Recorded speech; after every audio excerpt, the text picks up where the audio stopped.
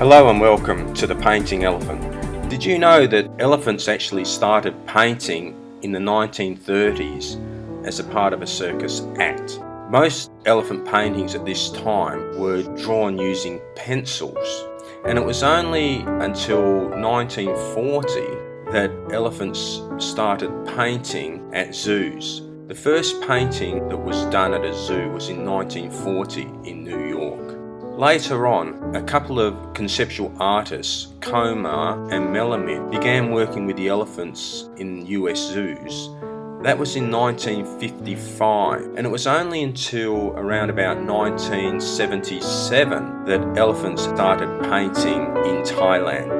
The first camp did its paintings in 1977, and the elephants proved to be very quick at learning how to paint. So since then, there have been quite a variety of different styles of paintings done by the elephants throughout Thailand in different elephant parks and conservation centres. So to begin with this podcast, we'll just go into the background of elephants as an animal that works, because elephants weren't initially brought into captivity to paint. This happened much later. So we'll go into the history of how the elephants actually ended up in elephant parks and elephant conservation centres and why they actually began painting. So we'll get into that right now because it's quite a serious subject. There's a lot of contention as to elephants kept in captivity, and even more so about the elephants actually painting, whether it's good or not, whether it's cruel,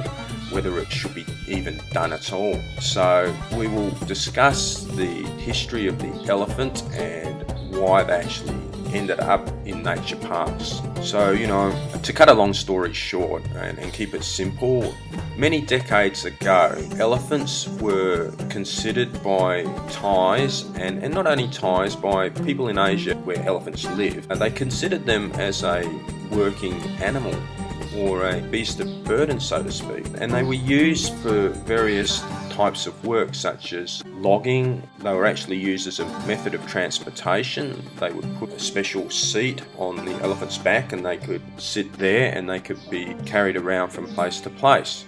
But the major type of work, particularly in Thailand, that the elephant was used for was for logging. The logging industry in its heyday used a lot of elephants to drag and haul the logs from A to B. This kind of work was fairly trying on the elephants, so much so that a couple of decades ago the Thai government banned the use of elephants in the logging industry. So what happened was there was no work for the elephants now. There was nowhere to really keep them anymore, and they could not be released back into the wild because they were like semi-domesticated now. They relied upon humans for their food. Due to the diminishing habitat, they also had the problem that if they did just release them back into the wild and left the elephant on its own, that it would ultimately infringe upon villages and areas that have been used for cropping by local farmers. This posed, and still does occur to this day, that the elephants in their search for food actually end up encroaching upon human settlements. And this causes strife because they wreak havoc in these areas. They destroy the local crops that the villagers plant, and the villager wants to protect his livelihood, and in doing so, sometimes he gets injured or even killed by the elephant. Now, the elephants are only looking for food. They can become distraught and stressed if they're hungry and they're looking for food, and then they get startled by someone who's trying to force them out of the area which is used for farming. So the villagers can actually be quite seriously injured and killed. The elephants too have on occasions been killed. Now, the elephant is a revered animal in Thailand, but still that's not going to prevent them from being injured, maimed, or even killed when it comes down to a farmer trying to support his family. And if he's attacked by an elephant, well, he's going to do what he can to protect himself. So the elephants, instead of being just released back into the wild, because there were like hundreds of elephants, and maybe even thousands of elephants that were used in this industry, they were allowed to be sent to various elephant parks and conservation centres. Now, to maintain an elephant is no easy thing. They eat hundreds of kilograms of sugarcane and bananas every day, and they can't obtain these things in the wild anymore because the areas are just too small, and the elephants that are being looked after are so many. So that something had to be done, and the way that this problem was addressed was that they, through regulation and government ruling, the elephants were sent to various parks, and then the park owner would run a commercial business. He would gear it up for tourism. So a lot of the income that these park owners generate is from tourism, and to make it interesting for the tourists, they introduced elephant painting as part of an elephant show. They would do various things like show you what they used to do in the past when the logging was in full swing, but they would only just drag a log around for 20-30 metres and then roll it up onto a bunch of logs.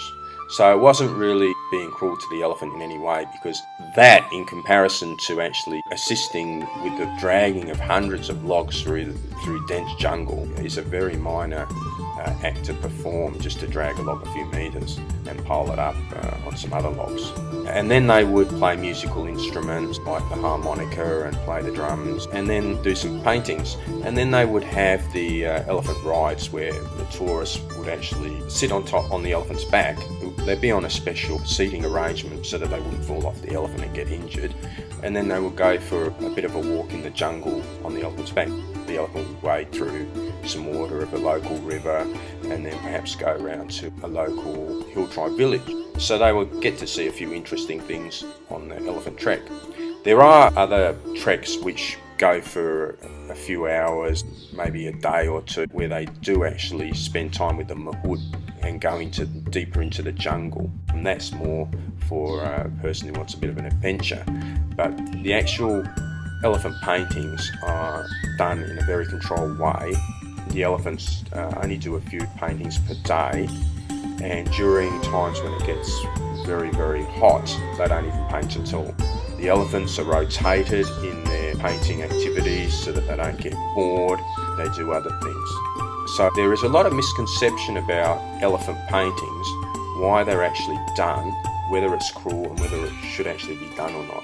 We'll cover this in later podcasts, but I just wanted to give you a rundown of where the elephants were, the kind of work they did, where they are now, and what the future is for the elephants, why they are in parks and why the paintings are done.